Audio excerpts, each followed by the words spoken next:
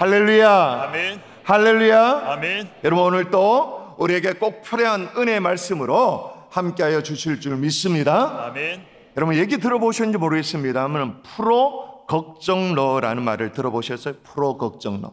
그러니까 걱정을 찾아서 그냥 사서 하는, 걱정하는, 정말 생활 전반에 걸쳐서 끊임없이 걱정을 하는 사람을 일컬어서 프로 걱정러라고 그렇게 말하죠. 예를 들면 중대한 내가 뭘 발표를 해야 된다, 프리젠테이션을 해야 된다, 미팅을 앞두고 있다, 걱정하는 것은 당연하죠.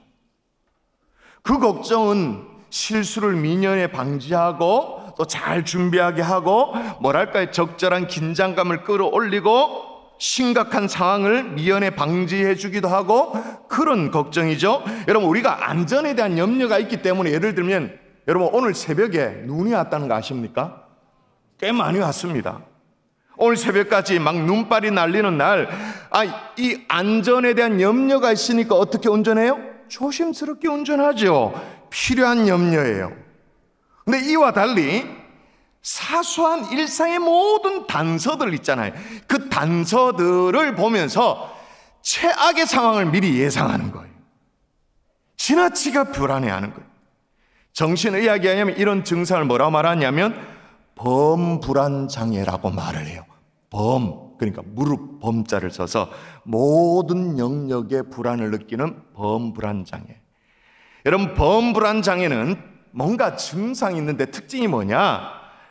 부유불안을 증상으로 간 부유불안. 이 부유라는 말은 이렇게 떠다니는 거잖아요. 마치 공기 중에 뭐 이렇게 떠다니는 산소가 있는 것처럼 마음이 막 불안이 둥둥둥둥둥둥둥 떠다니는 거예요. 그러다가 그렇게 떠다니다가 머릿속에 뭔가 생각이 딱 사로잡히면 이 걱정거리가 막 들러붙어 버리는 거죠. 고장난 수도꼭지처럼 계속 물이 줄줄줄줄줄 새는 거예요. 한 가지 문제가 해결되어도 그 다음 끊임없이 걱정이 줄줄줄줄줄줄 새는 거예요. 예를 들면 암과 같은 중병에 걸릴지도 모른다는 그런 걱정, 교통사고를 당할지도 모른다는 그런 공포감, 멀쩡히 학교를 잘 다니고 있는 우리 아이들이 있는데도 불구하고 왕따를 당하면 어떡하나, 폭력을 당하면 어떡하나, 불안감. 그리고 예를 들면 터키 뉴스를 보면서 안절부절하는 거야, 막. 주변의 모든 사람이, 내 주변에 있는 모든 사람들이 나를 해코지하는 사람으로 보여져. 이렇게 보여지는 거야. 저 새끼 저거 와, 속으로 막 그럴 끼다라고 추측하는 거야. 이런 사람들이 어떤 사람이냐? 프로 걱정러인 거죠. 여러분, 이런 현상은요, 우리나라 같이 그래도 조금 살만한 나라, 소득 수준이 높은 국가에서 나타나는 사회 현상이라고 그렇게 말합니다. 먹고 살 일이 바쁘면 그런 걱정도 하지 않고 조금 살만하니까 나타나는데, 우리나라 같은 경우에 100명 가운데 몇 명쯤 비율이 될까요? 범불안장애, 프로 걱정러 100명 가운데? 100명 가운데? 어떻게 하셨어요? 5명. 5명은요, 실은 엄청난 거예요. 거기다가 지난 코로나 3년을 보내오면서 이 범불안장애가 더더 막 심각해져 버렸어요. 물론 여러분, 우리가 이 땅을 살아가는 동안 염려가 없을 수 없습니다. 걱정이 없을 수가 없습니다. 근심 없이 살아가는 사람이 없어요. 여러분, 성경을 보면 솔로몬과도 같은 사람도 걱정이 있었어요. 염려가 있어요. 여러분, 전도서 2장 한번 읽어볼까요? 자, 읽어보십시오. 솔로몬도 이래요. 자, 시작. 일평생에 근심하며 수고하는 것이 슬픔뿐이라 그의 마음이 밤에도 쉬지 못하나니 이것도 헛되도다. 예, 여러분 아시다시피 솔로몬은 남부러울 것이 없는 사람이었습니다. 모든 것을 다 소유하고 권력, 엄청나게 성공한 사람이라고 오늘날로 말할 수 있겠죠. 그런데도 이렇게 말하는 걸로 봐서 솔로몬도 역시 예외가 아니었다라는 거죠. 염려, 걱정. 여러분, 역사 가운데 어떤 왕후 장상도요, 예 없이 염려, 걱정, 근심이 있었어요. 천하를 호령했던 프랑스의 나폴레옹 같은 경우에 그런 경우에도 염려가 있었어요. 평소에 이 나폴레옹, 우리의 어떤 영웅, 그래가지고 그의 용명을 막 흠모했던 부하가 있었습니다. 근데 나폴레옹과 부하가 단둘이 있게 되는 그런 상황이 벌어져 가지고는 이제 부하가 슬며시 이제 물어봅니다. 각하는 세상에 두려운 게 없지요? 라고 물어. 나폴레옹이 빙그리 웃으면서 뭐라고 말하냐, 웬걸 나도 있지. 깜짝 놀라서, 아니 각하께서 언제 두렵습니까? 그 유명한 일화 알죠? 이발사에게 면도를 맡길 때 가장 두렵다는 거예요. 언제 이자가 적에게 매수를 당해서 면도날로 자기를 뵐 줄 못한 두려움감 때문에 진짜 솔직한 고백이에요. 그때 두렵다라는 거예요. 이외에도 오늘날 많은 사람들이 두려움과 걱정 가운데 살아가는데요. 심지어 아이들도요. 아이들 오늘 많이 왔네요. 아이들도 염려가 많대요. 그래서 어느 가정에 초등학교 6학년 오늘 진짜 감동이 드는데 초등학교 졸업했다고 중학생 누구 감상금 할 정도가 됐는데 이 초등학교 6학년생이 엄마에게 대뜸 이렇게 묻더래요. 엄마 나 중학교 안 갈래. 중학교 안 간다는 거예요. 왜 그러니까? 앞날이 걱정돼서. 모두가 다 걱정 가운데 살아가요. 자, 그러면 우리는 이보다 좀 나아요? 괜찮아요? 아니죠. 여러분, 우리도 뭐 프로 걱정로 정도는 아닐지 몰라도 우리가 이 땅을 살아가는 동안 어쩔 수 없이 하게 되는 염려가 있어요. 이 염려, 자, 어떻게 하면 좋을까요? 우리 같이 한번 읽어볼까요? 오늘 본문 7절 말씀 시작. 너희 염려를 다 주께 맡기라. 이는 그가 너희를 돌보심이라. 여러분 아멘이십니까? 아멘. 염려를 다 어떻게 하라고요?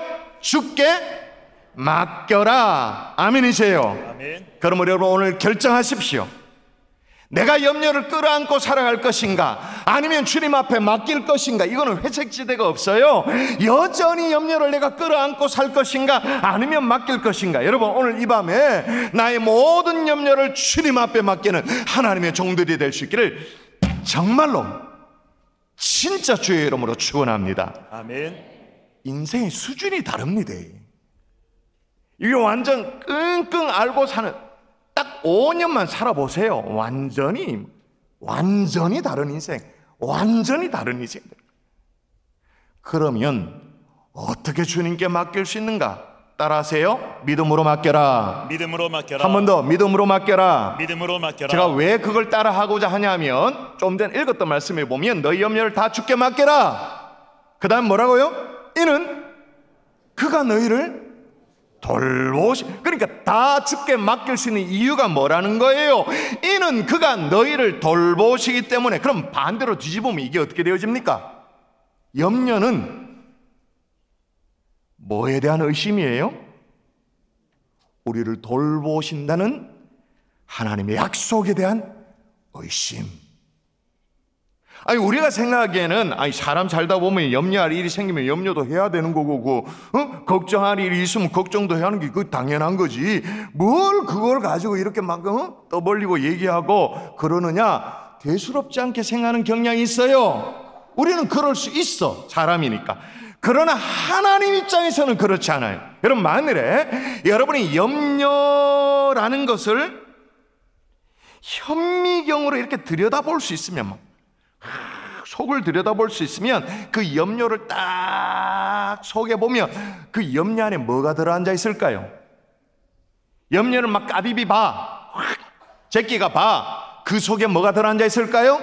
세 글자: 불신앙.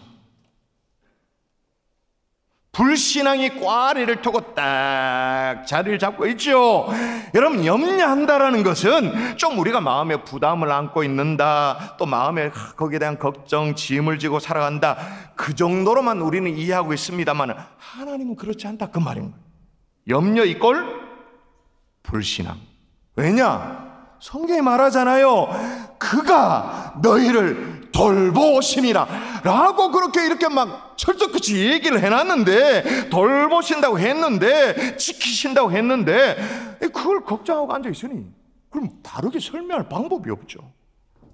야들이 글을 못 읽나, 인문학적 소양이 안 돼서 지금 이게 뭔 말인 줄 모르나, 걱정하고 앉아있으니. 여러분, 우리는 뼛속 깊이 뭐가 있냐면요, 내가 고민해야 된다는 생각이 있어요. 고민도 내가 해야 되고, 내가 염려해야 될 문제는 일단 염려하고 봐야 되고, 그래도 내 문제 내가 팔이라도 걷어붙이고 내가 해결해, 아무리 하나님이 돌보시고 도와주신다 해도 하는 수밖에 없이 내가 해야 된다 라는 생각이 진짜 깊게 있어요. 이건 거의 믿음 수준이에요. 그런 생각이 있어서 그 다음에 결국 그게 어디로 쭉쭉쭉쭉쭉 연결되냐? 하나님 못 믿겠다, 내가 해야 되지. 그래서 하나님 대신에 뭘 끌어안고 사느냐? 염려를 끌어안고 살아요. 그래서 여러분, 심리학 용어 가운데 램프 증후군이란 말이 있어요. 램프 증후군. 알라딘의 요술 램프에서 나온 건데, 이 요술 램프 이렇게 비비면 램프의 요정이 톡 튀어나오잖아요. 지니가 튀어나오는데 수시로 지니를 불러내 가지고 그렇게 하는 것처럼 계속 염려를 끼고 사는 거예요. 염려를 소환하는 거예요. 여러분, 언제나 염려를 소환해내 가지고 염려를 끼고 살기를 원하세요? 시도 때도 없이 지니를 소환해내듯이 염려와 걱정과 이런 것들을 소환하며 살기를 원합니까? 여러분, 하나님께 여러분의 염려를 맡길 수 있기를 주의 이름으로 축원합니다. 아멘. 여러분, 그런 얘기 들어보셨죠? 너희 염려를 다 주께 맡기라 라고 말할 때, 맡긴다라는 말이 영어로 캐스트. 너희 염려를 다 주께 맡기라. Cast all your anxiety on him 이라고 나와요. 이게 캐스트가 뭐죠? 캐스트? 던진다. 캐스트. 염려되는 일이 있으면 바로 던지란 말이에요. 던지라. 그것도 일부만 던지는 게 아니라 cast all your anxiety라고 말해요. all, 싹 다, 전부, 싸그리 다 던져라. 아니, 그러면 뭘 믿고 던진단 말이에요? 그것도 전부 싹 다, 어떻게 다, 뭘 믿고 던진단 말이에요? 요때 우리의 믿음이 옥석이 드러나는 거죠. 요때 진짜 믿음이 구분되어지는 거예요. 진짜 믿음이 이 순간에 작동되어지는 거예요. 여러분, 성경이 누누이 하나님께서 우리의 모든 짐을 져주신다 그렇게 말씀합니다. 여러분 한번 보세요. 시편에도 보면 뭐라고 말하는가? 날마다 시작. 날마다 우리 짐을 지시는 주 곧 우리의 구원이신 하나님을 찬송할지로다. 아멘. 여러분, 이건 다윗의 고백이에요. 그 숱한 고난과 역경을 당한 그 사람이 염려하면서 스스로 뭔가 해보려고 애를 썼겠죠. 다윗도 그렇게 해봤겠죠. 잘 안 됐어. 결국 하나님께 맡겼을 때 승리를 체험할 수 있었기 때문에 이 고백을 하는 거예요. 그 체험을 바탕으로 하고 있는 고백을 담아 노래하는 거예요. 예수님은요, 이보다 훨씬 더 적극적으로 우리 얘기합니다. 최고로 적극적으로 우리 얘기합니다. 자, 읽을까요? 암송되면 암송하시고 수고하고 시작. 수고하고 무거운 짐진 자들아, 다 내게로 오라. 내가 너희를 쉬게 하리라. 아멘. 모든 인생의 염려를 가져오면 책임져 주겠다라고 막 신신당부하면서 얘기하고 있는 거예요. 할렐루야. 아멘. 그러므로 여러분, 맡기는 것도요, 그냥 할 수 있는 게 아니에요. 맡기는 것도 그냥 되는 게 아니에요. 믿음이 있어야 맡길 수 있어요. 믿음으로 맡기는 거예요. 하나님에 대한 약속, 신신함에 대한 믿음, 하나님의 약속을 성취한다는 그런 믿음이 있어야 맡기지. 아니면 맡기는 척 했다가 다시 또 가져가지고 끌어안고 막 걱정. 그래서 여러분, 고아의 아버지를 일컬어지는 조지 뮬러는요, 이 염려와 믿음의 상관관계를 이렇게 말합니다. 야, 이건 진짜 명언이에요. 염려의 시작은 믿음의 끝, 참 믿음의 시작은 염려의 끝. 다시요, 염려의 시작은 믿음의 끝. 그런데 참 믿음의 시작은 염려의 끝. 믿음으로 염려를 주께 맡길 수 있기를 주의 이름으로 축원합니다. 아멘. 요 앞자리에 우리 청년들 많이 앉아 있는데요, 제가 개런티합니다. 청년 20대 아니면 30대 이걸 딱 여러분이 장착시키면 여러분의 40대가 달라질 거예요. 고3 수험생 교실에서는, 학원에서는 여러분의 지금의 뭐 공부가 나중에 여러분의 배우자의 얼굴이 달라진다, 막 연봉이 달라진다 이렇게 얘기하는데 그 정도가 아니야. 인생의 수준이 완전히 달라질 거예요. 그런데도 여러분, 우리도 믿음으로 주님께 염려를 맡기고 싶지. 그러고 싶어. 근데 이걸 꼭 방해하는 나쁜 놈이 있어. 오늘 본문이 그 다음 절이 그 얘기를 하는 거거든. 그 다음 절 읽어볼까요? 자, 염려를 다 주께 맡겨라 그렇게 말하고 그 다음 한번 읽어보십시다. 시작. 근신하라 깨어라 너희 대적마귀가 우는 사자같이 두려다니며 삼킬 자를 찾느니. 아멘. 원수 마귀가 이걸 맨날 방해하는 거예요. 그러니까 잘 안 돼. 그래서 여러분, 믿음으로 맡기기는 하지만 또한 뭐로 맡겨야 되냐 하면 따라하십시다. 기도로 맡겨라. 기도로 맡겨라. 한 번 더, 기도로 맡겨라. 기도로 맡겨라. 여기 보니까 근신하라 깨어라 그렇게 말합니다. 여러분, 이게 구체적으로 뭘 얘기하는 걸까요? 근신하라 깨어라. 깨어라. 여러분, 성경에 근신하라 깨어라 라고 하는 오늘 본문의 그 어떤 용례를 살펴보면 근신하라 깨어라 이게 뭔 말인지를 알 수 있어요? 자, 한번 보십시다. 용례를 살펴보면 여러분 또 한번 읽어볼까? 이에 말씀하시되 시작. 이에 말씀하시되 내 마음이 매우 고민하여 죽게 되었으니 너희는 여기 머물러 나와 함께 깨어있으라 하시고. 예, 깨어있으라 말해요. 요걸 풀면 돼. 주님이 말씀하신 거잖아요. 상황이 어떤 상황입니까? 주님이 십자가에 못 박히기 위해서 십자가에 잡히시는 그런 상황이죠. 그 주님이 그 바로 직전에 겟세마네 동산에서 기도하시는데 막 혼자 하지 않고 제자들과 함께 하기를 원했어요. 근데 이게 뜻대로 잘 되질 않았어요. 깨어있으라 그렇게 말했는데, 그래서 우리 주님이 그 다음에 뭐라고 말하냐 하면 읽어볼까요? 또 읽습니다. 시험에 시작. 시험에 들지 않게 깨어 기도하라. 마음에는 원이로되 육신이 약하도다. 아멘. 깨어 뭐 하라고요? 깨어 기도하라. 자, 그러면 깨어 있는다라는 말이 어떤 의미인지 우리는 이미 다 알고 있지만 성경의 용례를 통해서 확 풀렸습니다. 깨어 있는다라는 뭐예요? 깨어 있는다? 기도한다. 눈 까디비고 막 이래가지고 내가 이 성령 끼어가지고 내가 오늘 내가 깨어 있는다, 오늘 밤 새도록 내가 오늘 온라이트 한다 이래가 깨어 있는다 막 그게 아니고 깨어 있는다 이걸 기도한다 그 말인 거예요. 여러분, 이렇게 깨어 기도하라고 우리 주님이 호소하셨는데 말이에요.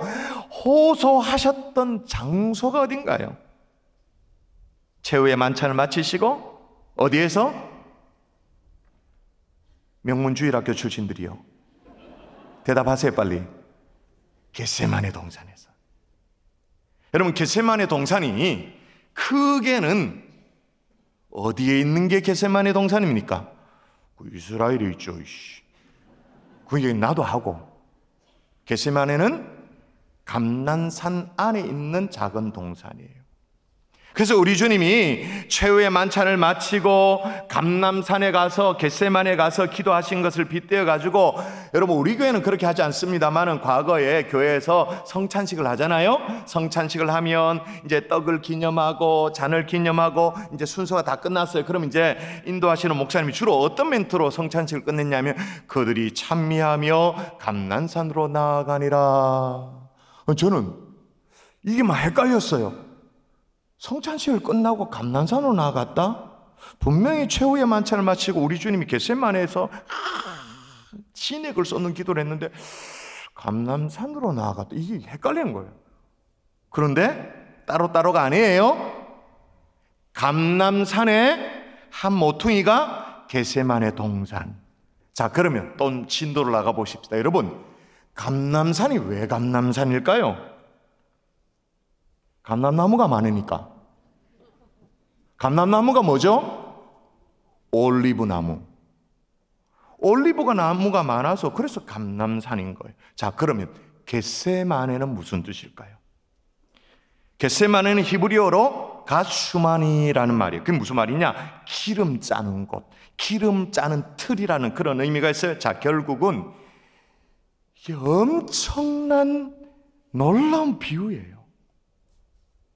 목사님, 예수님은 예수님의 생에 걸어간 흔적 자체가 그것 자체가 장소마저도 메시지예요. 어떻게 되냐? 우리 주님이 기름나무, 올리브나무가 많아서 감람산이라 일컬어지는 감람산에 오르셨습니다. 거기 어디예요? 그 가운데 겟세마네, 기름 짜는 곳에서 마치 어떻게 해요? 진액을 쏟듯이 십자가를 앞두고 땀방울이 핏방울이 되도록 기도하셨던 거예요. 여러분, 우리는 감람산 따로, 겟세마네 따로, 우리 주님이 십자가에 달리시기 전에 핏방울이 땀방울이 핏방울이 되도록 기도하셨다, 이걸 따로따로 다 이해해요. 그런데 이스라엘 백성들이 이게 하나로 연결되어지죠. 기름나무가 많은 산, 기름산, 감람산에서, 그것도 겟세마네, 기름 짜는 곳 이름 가지고 있는 것을 주님이 어떻게 했다? 진액을 쏟아 으깨지듯이 기도하셨다. 확 이해할 수 있는 것이죠.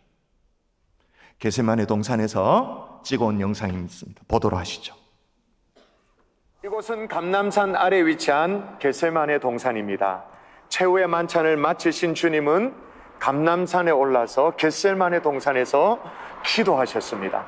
겟세마네라는 말은 기름을 짜는 틀이라는 뜻입니다. 아마도 예로부터 이 동산에 감람나무, 다시 말하면 올리브나무가 많아서 거기서 기름을 짜는 것에서 유래한 이름인 듯합니다. 지금도 이 감람산에 가장 오랜 세월로 추정되어진 8그루의 감람나무들이 있습니다. 최소 그 수령이 1000년 이상은 되어지는 올리브나무들이죠.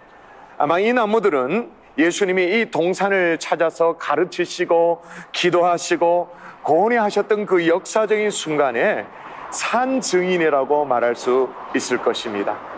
겟세마네 동산에 예수님이 눈물을 흘리며 바위를 붙들고 기도하셨던 그 자리에 만국교회 All Nation Church가 세워져 있습니다. 예수님 마치 올리브를 으깨서 기름을 짜듯 이 겟세마네에서 피와 땀을 진액을 쏟으면서 기도하셨던 것입니다. 지금은 앞에 도로가 뚫려서 차도 다니고 번화가처럼 느껴집니다만은 주님은 깊은 고뇌의 기도의 시간을 보내셨던 거죠. 왜 그러셨을까요? 우리의 구원을 위해, 십자가를 지시기 위해. 여러분, 예수님이 겟세마네에서 바위를 붙들고 기도하셨던 그 자리 한번 보여주실까요? 저런 바위 기도하셨죠. 진액을 쏟아가면서 기도하셨던 그 옆에 감람나무가 많아요. 고령의 감람나무가 많은데 아까 영상에도 인용됐습니다. 한번 보십시오. 저게 느껴지십니까? 둥치를 잘 보셔야 되는데 식물학자마다 편차는 꽤나 많이 있습니다만 최소 1600년, 많게는 2000년이 넘었다라고 추정을 해요. 세월감이 느껴지세요? 만일에 여러분 저 감람나무가 2000살이 넘으면 어떻게 되냐? 제가 아까 얘기했잖아요. 우리 주님이 겟세마네에서 진액을 쏟아 기도하던 그 옆에 고령의 굉장히 오래된 나무, 감람나무 많다고요. 근데 수령이 2000년이 넘었다. 그럼 어떻게 되어지죠? 우리 주님이 기름나무산, 감람산에 올라서, 그것도 겟세마네라는 특별한 그 지역명이 있는 곳에서 정말 기름을 짜듯이 올리브를 으깨가지고 올리브 오일을 짜내듯이 기도하셨던 그 현장에, 그 옆자리에 있었던 나무인 거죠. 그 자리에서는 아마 어린 시절 묘목쯤 되었겠죠. 그 나무는, 올리브 나무는 창조주 하나님을, 그리고 고난받으시는 창조주를 보고 있었던 거죠. 그래서 이 감람나무의 별칭이 뭐냐? 묵묵한 증인, 산 증인. 이렇게까지 우리 주님이 겟세마네에서 절절히 매달리면서 기름나무 산에서 기름 짜는 곳에서 진액을 쏟듯이 기도하셨던 주님이 우리 보고 어떻게 깨요? 기도하라 부탁하셨어요. 그랬는데도 정신을 못 차린다. 하나님이 지금처럼 전 지구촌에 대지진을 일으켜가지고 흔들어 놓는데도, 그렇게 깨우고 있는데도 정신을 못 차린다. 그럼 우리는 돌멩이지. 나무 막대기 봐도 못하지. 목석이죠. 또 그렇게 깨어 기도해야 되는 이유가 뭐냐면 오늘 베드로도요 근신하라 깨어 기도해야 될 이유를 설명합니다. 다시 읽어보도록 하십니다. 다시 근신하라 깨어라. 시작. 근신하라 깨어라. 너희 대적마귀가 우는 사자같이 두루다니며 삼킬 자를 찾나니. 예, 원수 마귀가 우는 자와 같이 사자와 같이 두루다니며 방해하려고 애를 쓰니까, 삼키려고 애를 쓰니까. 여러분 여기 보니까 마귀를 굶주린 사자에 빗대어서 오늘 본문이 설명하는데 어느 아버지가 있었어요. 아들과 함께 아이와 함께 동물원에 갔습니다. 토끼도 보고 노루도 보고 뭐 다람쥐 이런 작은 동물들은 애가 너무너무 좋아요. 웃고 까르르 막 장난도 치고 그래요. 그런데 사자의 우리 앞에 갔더니 막 붙어붙는 거예요. 아이가 막 무섭다고 막 울기 시작하는. 그 아버지가 왜 우냐고 바보같이. 그 아이가 아빠는 안 무서워요? 저 사자 너무 무섭잖아요. 그래. 아버지가 사자를 보지 말고 철장을 보면 되지 않냐. 철장. 저 사자는 철장 안에 갇혀 있기 때문에 나올 수가 없어. 무서워하지 마 라고 얘기를 하는 거예요. 여러분 원수 마귀는요 사자처럼 우리를 공격해요. 근데 어떻게? 하나님의 보호하심의 철장에 갇혀 있어요. 그 사자를 보느냐 철장을 보느냐 차이가 많죠. 여러분 근데 문제는 뭐냐? 우리의 눈에는 언제나 사자만 보여요. 근데 여러분 그래서 걱정이 많고 염려가 많아. 언제 철장이 보이기 시작할까요? 언제 하나님의 도우심이 확신되어지기 시작할까요? 기도실에서 여러분이 진지하게 엎드리면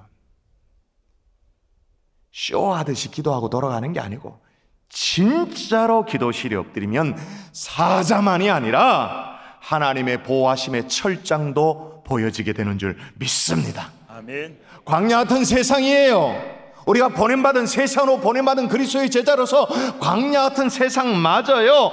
그러나 광야에도 하나님이 하늘 문을 여시면 꽃을 피우는 그 생명의 역사가 나타나는 게 그게 보이기 시작하는 거예요. 여러분 베드로만 기도로 맡길 것을 얘기한 것이 아닙니다. 바울도 똑같은 맥락에서 얘기합니다. 여러분 빌립보서 4장 또 읽어볼까요? 같이 읽습니다. 시작. 아무것도 염려하지 말고 다만 모든 일에 기도와 간구로 너희 구할 것을 감사함으로 하나님께 아뢰라. 그러면 모든 지각에 뛰어난 하나님의 평강이 그리스도 예수 안에서 너희 마음과 생각을 지키시리라. 여러분 아멘이십니까? 아멘. 진짜로 아멘이십니까? 아멘. 자, 그럼 오늘 여기까지 깨달아졌다면 그 다음에 필요한 것이 있습니다. 따라하십시다. 연습으로 맡겨라. 연습으로 맡겨라. 예. 제가 앞서서 범불안 장애를 언급했는데 오늘날 우리처럼 좀 살만한 나라 국민들이 100명 중에 5명이라고 얘기를 했잖아요. 근데 여러분 이 통계가 이해가 되십니까? 100명 중에 5명? 그럼 어떻게 됩니까? 우리 금요성교회 1000명이 넘는데 그럼 우리 가운데 적어도 우리 가운데 50명은 그래야 돼. 50명은 범불안 장애 정신병원 가야 돼. 그럼 난 이해가 안 되는 거예요. 이 통계가 진짜 맞나? 왜냐하면 내 주변에는 그 정도 비율은 아닌 것 같으니까. 근데 왜 실제로 적게 느껴지느냐? 이유가 있대요. 이유가 뭔지 아세요? 범불안장애, 이 불안장애가 신체 증상으로 나타난대요. 마음속에 염려, 걱정, 막 불안 이런 것만 있는 게 아니라 이게 신체로 증상이 나타나는데 그래서 걱정이라든지 염려라든지 불안이라든지 이런 것들을 근본적으로 치유하는 게 아니라 신체 증상에만 먼저 집중을 하는. 그래서 다른 처방을 받아. 어떻게? 소화불량. 어떻게? 각종 막 통증 클리닉, 불면치료. 정작 치료해야 될 진짜 염려의 문제, 걱정의 문제를 치료를 안 하는 거예요. 그래서 겉으로 보면 다 멀쩡해 보이는 것 같고 뭐 좀 소화불량인 것 같고 위가 안 좋은 것 같고 그렇지만 범불안장애인 거죠. 여기에 대해서 서울대 김은영 교수는 이렇게 제안해요. 걱정 시간을 정해보라는 거예요. 걱정 시간. 하루 중에 막 짜들어 걱정만 하는 시간을 몰아가지고 한번 정하라 그 말입니다. 사실 여러분 우리가 걱정이 너무 과도하다, 너무 사서 걱정한다 그렇게 해도 그래도 미래의 어떤 큰 재앙을 막을 수 있다라고 생각하기 때문에 걱정을 막을 방법이 없대요. 또한 염려를 안 하려고 하면 이게 더 막 차고 오르니까 염려를 안 할 수가 없대요. 그래서 이걸 억압하거나 누르거나 그렇게 하지 말고 걱정할 수 있는 기회를 주라는 거예요. 죄책감 느끼지 말고 마음껏 시큰 걱정할 수 있도록 걱정 시간을 할애해 주라라는 거예요. 무슨 말인지 이해되세요? 그래서 이제 걱정하기 위해서는 각종 노트도 기록해보고, 그래서 지금은 걱정하지 말고 오늘 걱정 시간이 몇 시에 있으니까 그때 걱정하자 적고 또 메모하고 그렇게 해보라. 일상생활에 간단한 메모로. 그래서 적기만 하고 녹음 정도만 하고 정해진 시간에 마음껏 열심히 걱정하리라 마음을 먹는 거예요. 그래서 이제 정해진 시간이 되죠. 걱정 시간이 됩니다. 펼쳐봅니다. 메모를 적어봅니다. 그러면 아무 일도 일어나지 않았는데도 이 반복적인 걱정을 매일매일 공들여 적고 있는 자기 자신이 우습게 느껴진대요. 그래서 점점 치유되어지기 시작한다는 거예요. 제가 지금 무슨 얘기를 하냐면 믿음으로 맡깁니다. 기도로 맡깁니다. 그리고 나서 우리에게 필요하다면 연습도 하라 그 말인 거예요. 연습으로 맡기라 그 말인 거예요. 몇 년 여러분 수능 시험 시즌이 되어지면 수능 시험 성적이 발표됩니다. 그러면 뭐 당연히 수석자도 최고 고득점자도 발표가 되어지죠. 어느 해 기자가 인터뷰를 하려고 수석 이렇게 고득점자 집에 이제 찾아갔어요. 주소를 봐도 찾아가기 힘들 정도로 달동네, 완전 달동네. 마음속으로 생각할 때, 와, 이런 상황 속에, 이런 환경 속에서 수석을 차지하다니 정말로 대단한 아이구나. 무슨 비결이 있나 그렇게 생각했어요. 학생을 만나서 질문했어요. 어떻게 공부를 했는지 그 비법, 비결을 좀 소개해달라고 그렇게 말하니까 대답이 뭐였냐면 교과서 중심으로 예습과 복습을 철저히 했으면, 그렇게 말하니까 기자가 속으로 완전 또 판에 박힌 대답을 한다 이렇게 생각을 했대요.